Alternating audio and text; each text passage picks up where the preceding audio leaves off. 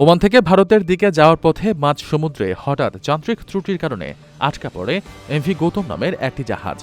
পরে বিপদগ্রস্ত ওই নাবিকদের সহায়তা করতে দ্রুত ঘটনাস্থলে পৌঁছায় পাকিস্তান নৌবাহিনীর একটি উদ্ধারকারী দল। ভিডিওতে দেখা যায় পাকিস্তান নৌবাহিনীর সদস্যরা ছোট নৌকায় করে বিকল হয়ে পড়ায় এমভি গৌতমের দিকে এগিয়ে যাচ্ছেন।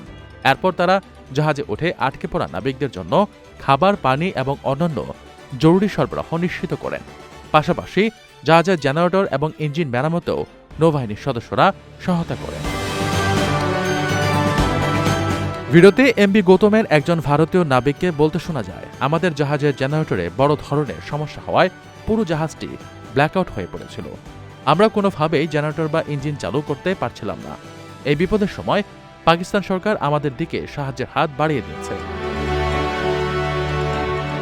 তারা আমাদের জাহাজে এসে খাবার ও পানি দিয়ে সহায়তা করেছেন। এ সময় ওই নাবিক পাকিস্তান নৌবাহিনীর ওই মানবিক সহায়তার জন্য তাদের প্রতি আন্তরিক কৃতজ্ঞতা প্রকাশ করেন।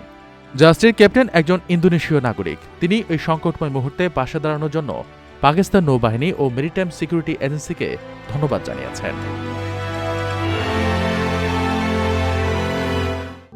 প্রবাসীদের জন্য নির্মাণ হচ্ছে দেশের প্রথম স্মার্ট সিটি, যেখানে থাকছে স্কুল, মসজিদ, হাসপাতাল, সুইমিং পুল, হেলিপ্যাড, পাঠাগার, জিম, সুপারমার্কেট, শিশু পার্ক সহ সকল নাগরিক সুবিধা। মাত্র ৩০ লাখ টাকা বিনিয়োগে মিলছে আকর্ষণীয় ফ্ল্যাট। প্লাটিনাম ইনভেস্টরদের জন্য ঢাকা বিমানবন্দরে ভিআইপি প্রোটোকল সুবিধা। বিস্তারিত জানতে যোগাযোগ করুন স্ক্রিনে দেয়া হোয়াটসঅ্যাপ অথবা ইমো নাম্বারে।